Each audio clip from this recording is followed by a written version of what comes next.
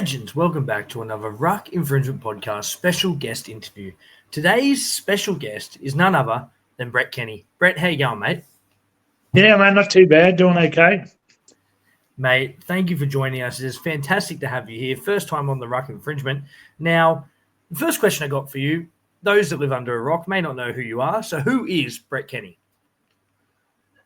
Well, I guess I'm a guy that enjoyed playing rugby league and enjoyed playing a lot of various sports. Come from a baseballing family. I'd rather play sport than work, actually, to be honest with you. And I guess a lot of people are like that. But yeah, that was the thing. I just loved my sport when I was a kid at school, and I still loved it when I became an adult. And just enjoy life at the moment, working here, living on the Central Coast, and would love to be doing something with the Rugby League, but we'll see what happens in the future. Love it, mate. Now, that was my second question. Take us through your childhood growing up around sport. Were there any other sports, or was it always rugby league for you? Oh, no, there were, as I mentioned earlier, I came from a baseballing family. My dad and my uncle both played baseball and represented Australia. And as I say to people, the best way to describe them, I guess, is they were like the Chapels of baseball. Everyone knew who they were, Wow.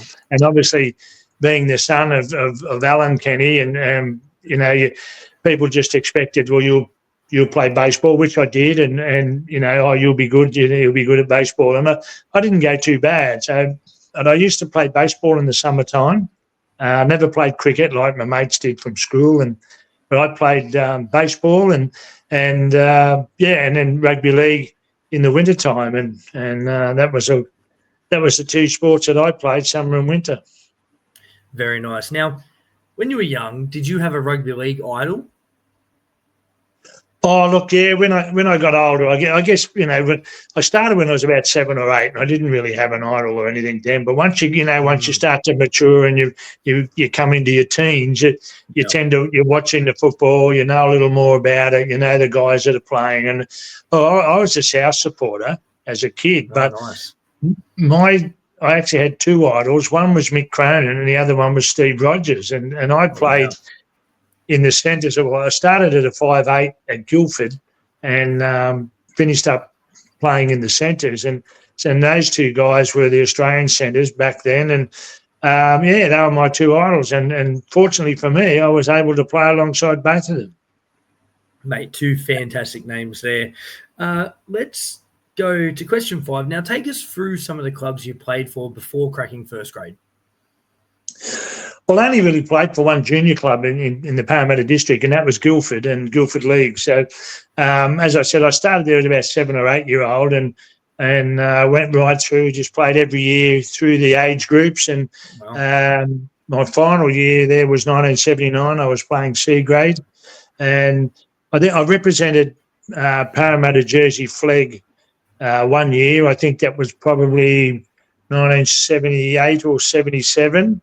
And it was actually quite funny because as a 16-year-old, I was asked to go and play or try out for the Parramatta Jersey Flegg side. And I think it was under 18s at the time. And I never made the team. And then the following year, I never heard from anyone. And a gentleman by the name of Ray Campbell from the Guilford Leagues Club rang Terry Swift, who was the coach, and said, look, you haven't asked Brett to come over, and he didn't realise they didn't. And I went across and ended up making the team. So that was the year I played Jersey Flegg. And then it was 1980, I was trialling with President's Cup, which was under 21s, and your grade team was under 23s.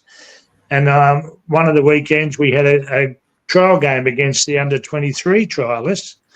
On the Monday morning, I got a phone call from Ron Fernley, who was Terry Fernley's brother, and he was coaching the under-23s. And he said, look, we want you to come over and try out for grade rather than President's Cup. So I did that, and I guess the rest is history, as they say. I got graded as an under-23s player in 1980, and then by the end of that season, I was playing first grade. Mate, that's awesome. Now, take us through making your debut for the Eels, and were you nervous? Yeah, look, well, making my debut, well, obviously, as I said, I was graded as an under-23s player. And so the first few weeks I never played, never got a game. And then, Oh, wow.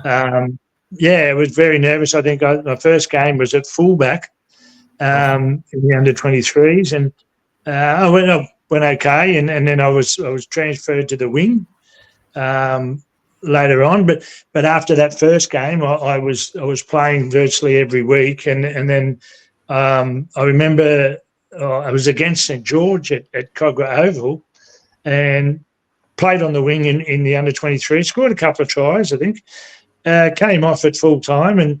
And back then you used to have a couple of the guys that be standing on the doorway going into the dressing rooms, and they'd have cups of Steminade in their hands. And, you'd grab one of them and throw it down. And I went to grab one and they pulled away and they said, no, you've got to go and see the reserve grade coach, who was Mick Alton.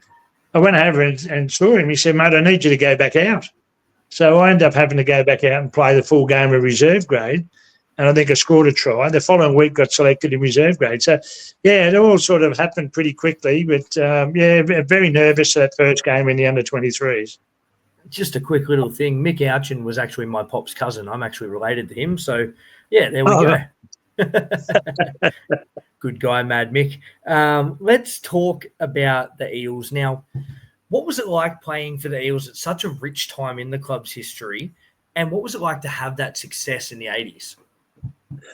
Oh, look, it was great. And as I mentioned earlier, a lot of the things, it all happened pretty quickly for me. Like 1979, I was playing C grade at Guilford. By the end of 1980, I was playing first grade at Parramatta. And it was just such a great thrill for me to get graded and to be able to run around the same oval as Mick Cronin, and never ever thought that by the end of that year I'd be playing alongside him, but it was great, and the atmosphere was good there. And they'd been in grand finals in the late 70s, and even though they didn't win them, they were still there, and a very confident club, and always felt that they were always a chance to eventually win one. And, of course, comes 1981, we were able to win the first grand final for the club. But it was certainly great being there and just running around with some of these legends of the game. Take us through playing in the grand final, and what was your preparation like for that?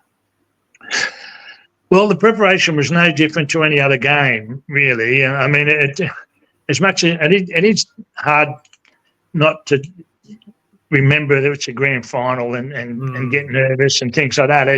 As people say, you're trying to treat a grand final the same as any other game. And my preparation was always the same. But obviously, as the day got closer, you got a little more nervous than what you were on a premiership game, because now everyone's talking about it. It's the only game that's been played on the weekend. But, the good thing about it, having a coach like Jack Gibson there, and as he explained to us, he said, we just do the same things. And that's what we did at training. We trained at the same times. We just did our same routine that we did for any other game. And then, like the night before, I remember I'd go to bed and obviously couldn't go to sleep straight away. But, Jack used to say, what you can do is just think about some of the plays you might be involved in the game for the team, and just go through those plays in your mind. And he said eventually you'll find you'll fall off to sleep. But he said the good thing about it is, come game day, when you're out on the field, having done that the night before, everything will just come natural for you. And you obviously, when you're thinking about it, being successful and playing your part in that play, and obviously doing the things right. And that's what we used to do, and that's what I did the night before the grand final. And but the day of the grand final, well, that's a different story altogether. But woke up, was very nervous. Had the same breakfast I had every other morning before on game day, which was bacon and eggs. I know a lot of people. Yeah, I know the players today, or just some of the staff at the clubs today wouldn't like to hear that I'd have greasy bacon and eggs before a game. But that's what they did every Sunday. Had bacon and eggs. Did the same before a grand final. But the difference now was, I was very nervous in the morning. Then we had to go to the Leagues Club, and we were catching a bus from the Leagues Club down to the Sydney Cricket Ground. So when I was at the club, I was okay, and then I got on the bus, I was still okay, and then started thinking about the game. I was getting very nervous again, especially as we got closer to the cricket ground. And then once we got there, got off the bus, I was okay. Got back into the dressing rooms, was okay again, but then as it got closer, it started getting changed and everything. Those nerves started to build again, and I was probably like that until we were ready to go out and to warm up and go out and warm up. And once you did that, you were fine. And then it was just a case of waiting for the tap on the door from the touch judge to let us know it's time to go out onto the field. I love that, mate. Now, let's talk about your teammates. You played with some absolute legends. Did you have a funniest teammate that you played alongside? Probably one of the funniest guys was Paul Taylor. Played fullback for us and sometimes played lock. And, just the things he'd said. I mean, I can't remember a lot of the things that he'd say, but just the way he was with everything. And, he was just one of those guys that you knew if you were going to go anywhere, he was the guy you wanted to be with because he was going to have a lot of fun and he'd make you laugh and that. But he was probably the funniest guy we had there. I love it. Now, the next one I got, who was your strangest teammate? Oh, geez. Hard to narrow down. It's a tough one, but I'm not sure. Probably Ronnie Hilditch was probably one of the strangest ones, a front rower. He was, he took a lot of things very seriously, Ronnie, and you couldn't really muck around too much with him. And he was a big bloke, so you wouldn't sort of see too much either. You're frightened he was going to belch you, but he's probably one of the strange ones. You know what those front rowers are like. Oh yeah, mate, I love it. Biggest pest? Who was the biggest pest in the dressing sheds? Well, a lot of the other guys would probably say me, but I think another one. Paul Taylor would probably fit that role. I think Eric Grace at times could become a bit of a pest, And again, those guys they'd always be wary. There's one bloke you wouldn't try and do anything to, and that was Ray Price before a game. You would never do anything to him, otherwise you'd get belted, and you may not be able to go out onto the field. But those two guys, and as I said, a lot of them would probably say me anyway. But they could become a bit of a pest every now. I'll tell you another one was Jeff Bugden. Oh, okay. Bugs, and again, the problem there is because he was such a big man, you Yeah. couldn't do anything to him because he'd he'd become a pest. He'd be flicking you with his towel and everything, and he'd come out of the shower and and as I said, he was such a big man, you couldn't do anything to him, Oh, I love that. Mate, was there a coach that stood out to you more than any other? I know you were coached by the likes of Jack Gibson and obviously some incredible representative coaches, but was there one that stood out more? Oh, probably Jack. I think you just learned so much from him with everything that he said. And although one of the coaches that I believe I owe a lot to is John Peard, who coached in 1980, and he was the one that gave me the opportunity to play first grade. And I thought he was taking a bit of a risk, with a skinny-looking blonde-haired kid throwing him in that weighed about 82 kilos. I threw him into first grade, but he obviously saw something there. And so if it wasn't for Peardy, who knows, I may never have made the grade. But Jack was by far probably the best coach that I've played under. And the thing about him, he was a very honest man. He was upfront with you. A lot of coaches back then, and even more recently, back in the early 2000s, I was coaching at Penrith and worked with a few coaches above me, and you sort of heard, that they wouldn't necessarily tell players that they've been dropped. And next thing you know, it was pretty tough on the players because they'd read out the first grade team and suddenly their name's not there, and they think, I've been dropped. Well, Jack wouldn't do that. Jack would pull you aside or call you into his office, and that was one thing. You never ever wanted to go into Jack's office. That's one thing you never wanted to do. But he'd call you into the office and he'd explain to you that this is what's going on this week. A lot of times he might say, mate, you're going unfortunately, you're going to start the game at 1:30 instead of 3 o'clock, and 1:30 was reserve grade kickoff.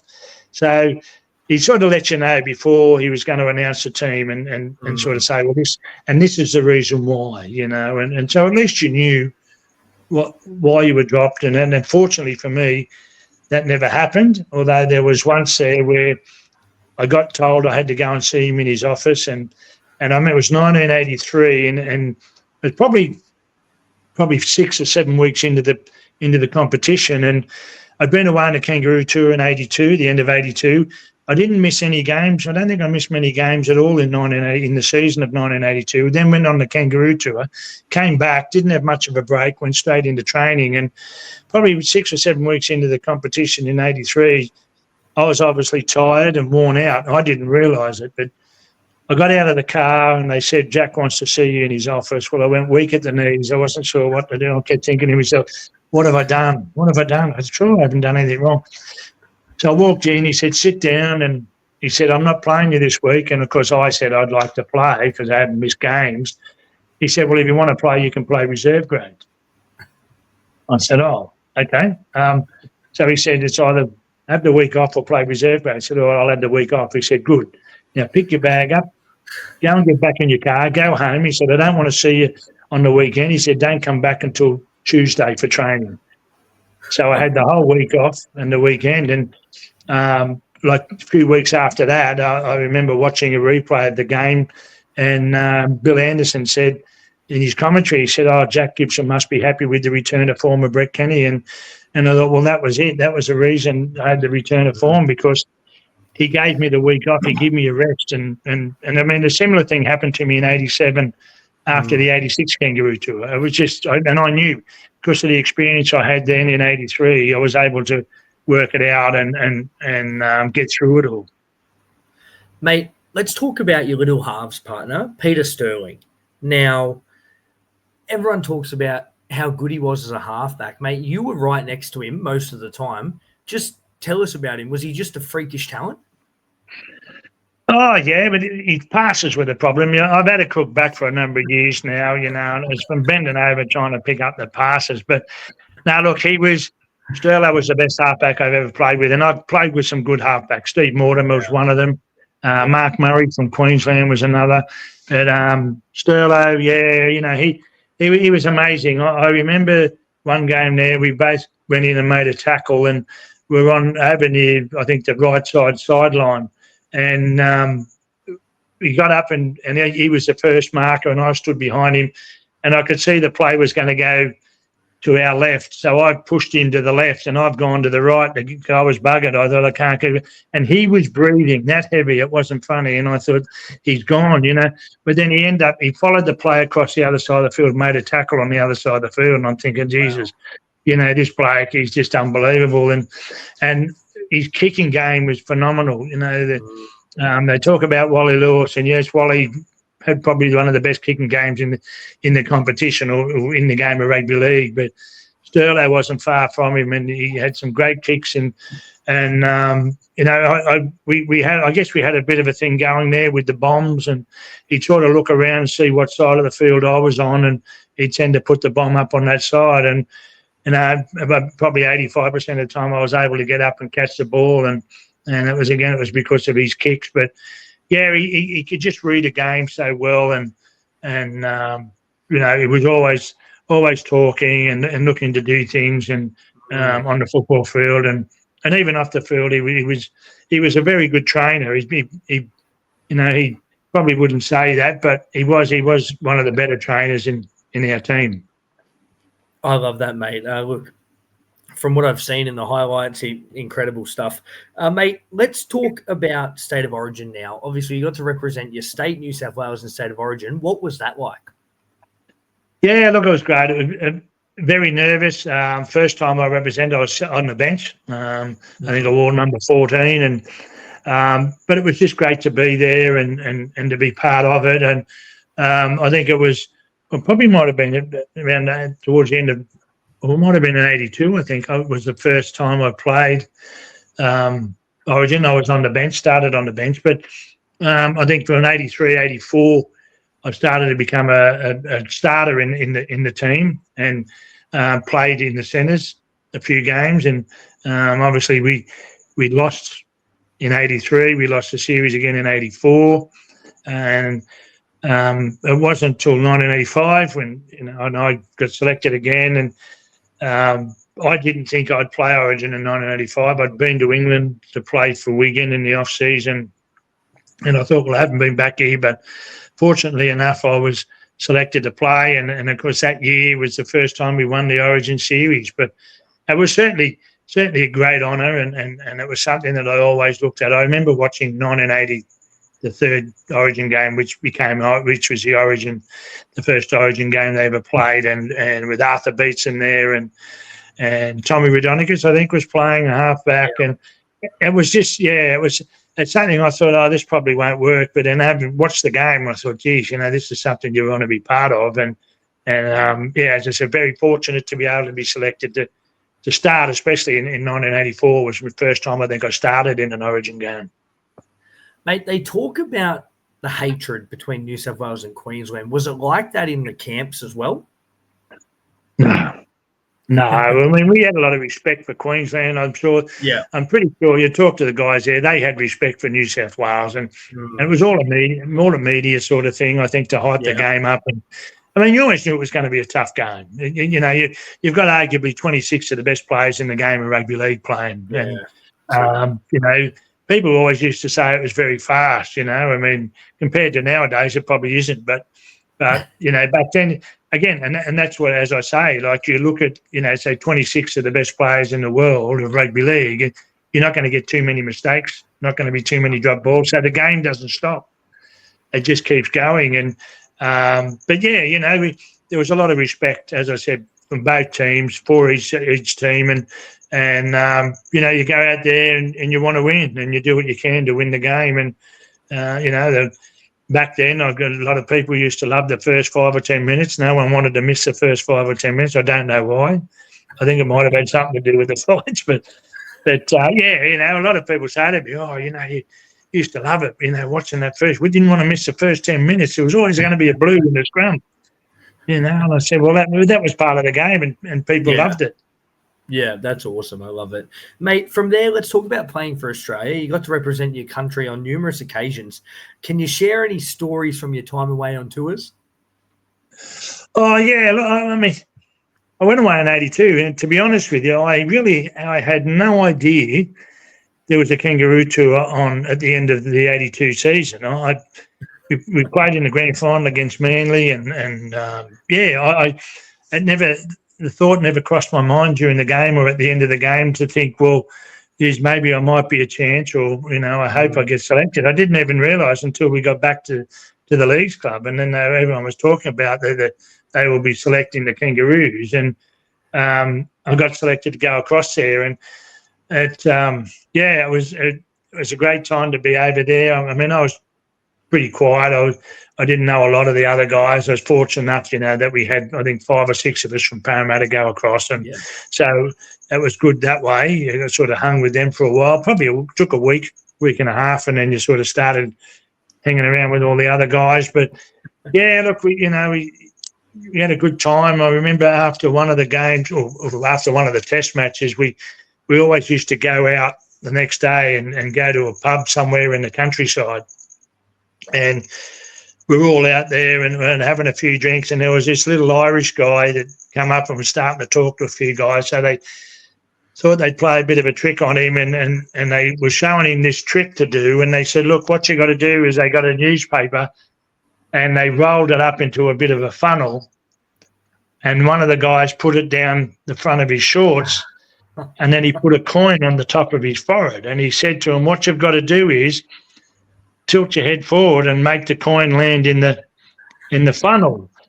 So of course he's done that. He's got the paper. They made the funnel for him, put it down his shorts, and while they were doing that, while they were putting the coin up on his forehead, so you can imagine he's got his head tilted backwards, they went and got a jug of beer. So of course, just before he started to tilt his head, they just poured the jug of beer straight down the funnel. So I thought, oh geez, it actually quite funny at the time. And I thought, well, he couldn't do anything because there were 22 Australian blokes standing around him. But yeah, it was just a bit of fun. He took it the right way.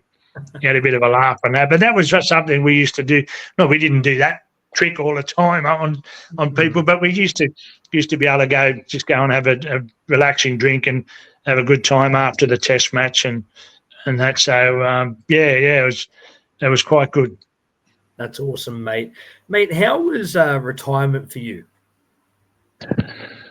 Oh well, I mean, I guess it's not. I guess it's not a lot exactly like it would be today. I mean, we were working all the time when we were playing, so you just sort of finished. I remember I played on the Sunday and I was at work. I played my last game on the Sunday against the Tigers, and Monday morning I actually got a call from a radio station, 2WS. They wanted to have a chat to me, and they said, where are you? And I said, I'm at work.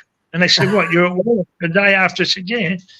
So I was working with berry fruit juices at the time. So I just went back to work, and for me, that's what it was. Just working, and I've had a few different jobs and that over the years, but there was no fancy fanfare or anything like that. It was just well, back to work, and away you go. We had to do that.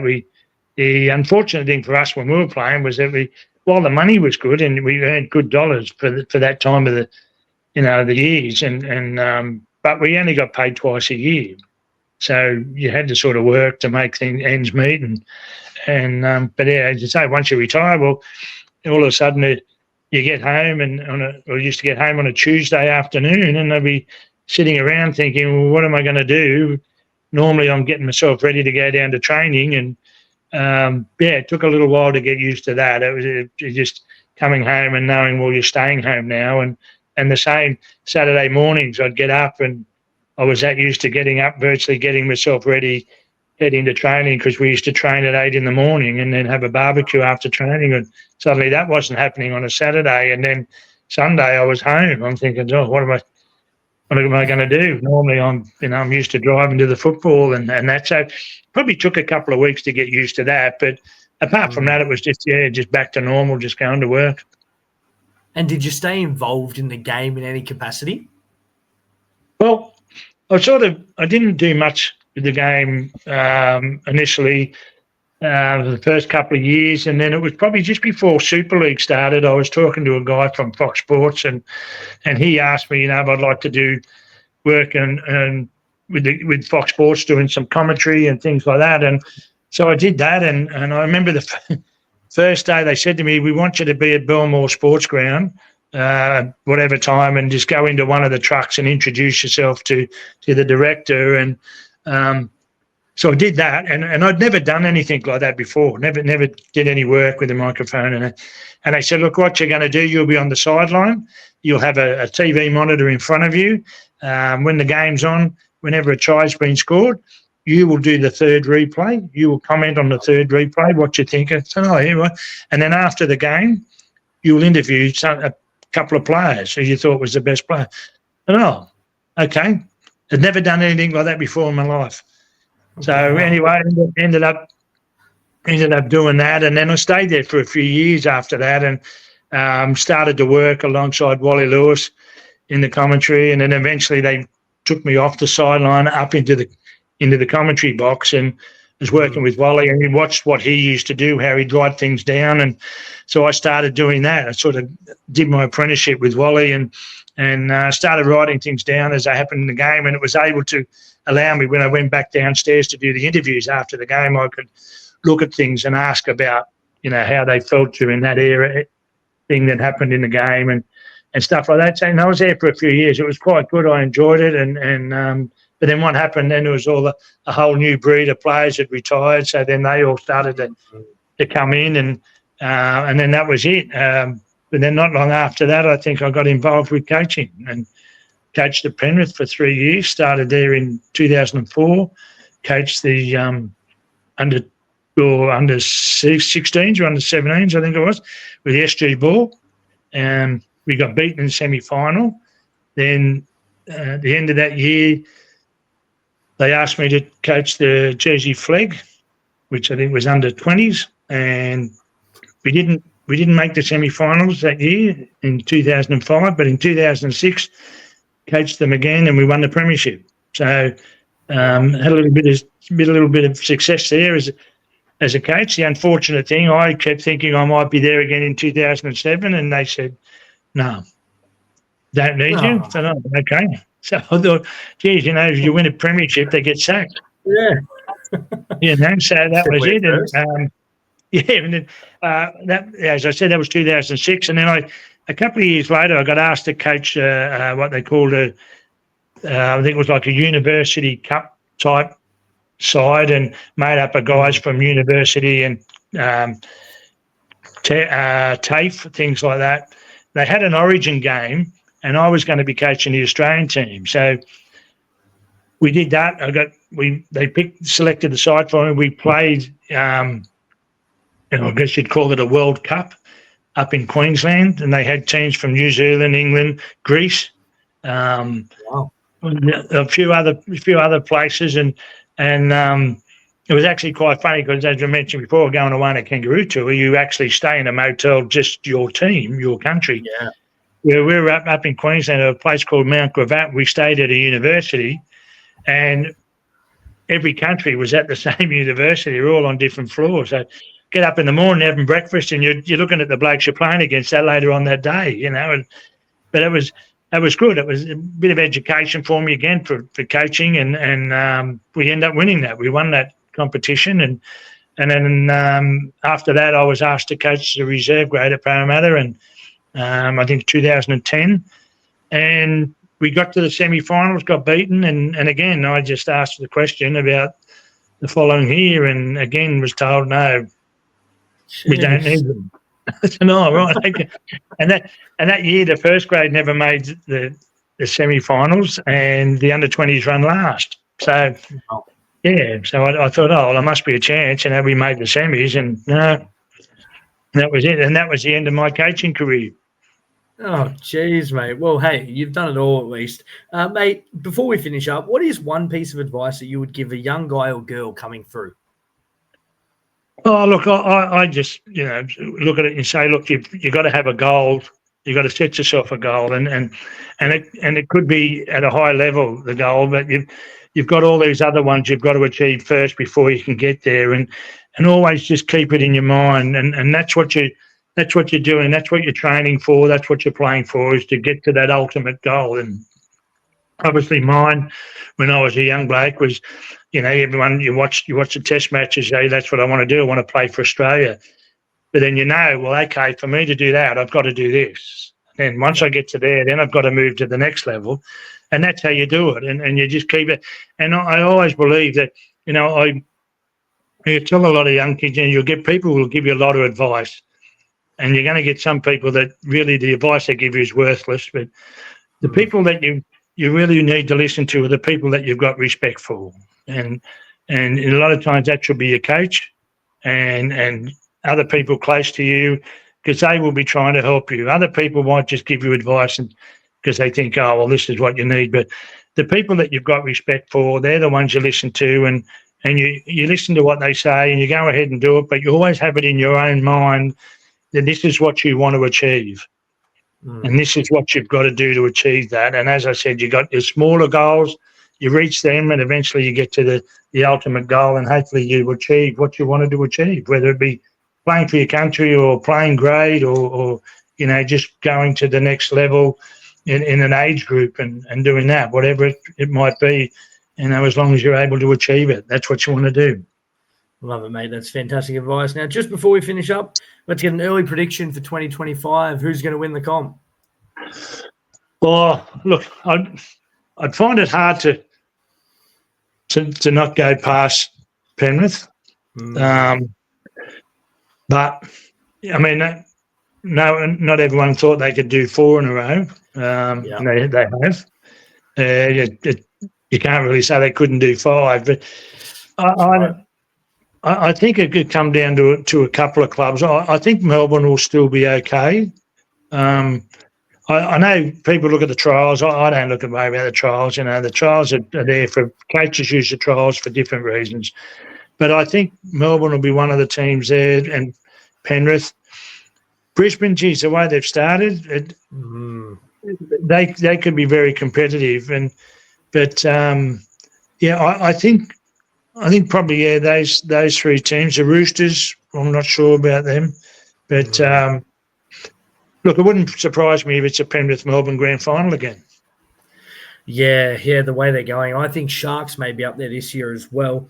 Very interesting. Well, yes, it's going to be fantastic. One of the big things is injuries. That's going to be the key to a lot of things. You know, teams could lose a key player like a halfback or fullback, and suddenly, you know, they're out for 5 or 6 weeks, and they lose 4 of those 5 games, and now they're struggling again. You know, and so it's just that's hard to predict that, but at full strength, I still think you're probably between those three sides, you know, Melbourne, Penrith, and Brisbane. Absolutely. Well, that's all we've got time for on our special guest interview for the Ruck Infringement podcast. Don't forget to check us out on all social media, Facebook, Instagram, TikTok, X, and of course on Spotify and Apple Podcasts as well. And if you head over to our YouTube channel, you'll find this video on YouTube. And check out our sponsors, Jersey King, Stay Fancy Eyewear, Koala Mowers, and Gibson's Country Style Jerky. All of the codes and links are in the description, so check them out. Until next time, that's Brett. I'm Joey. Be good. See you, mate.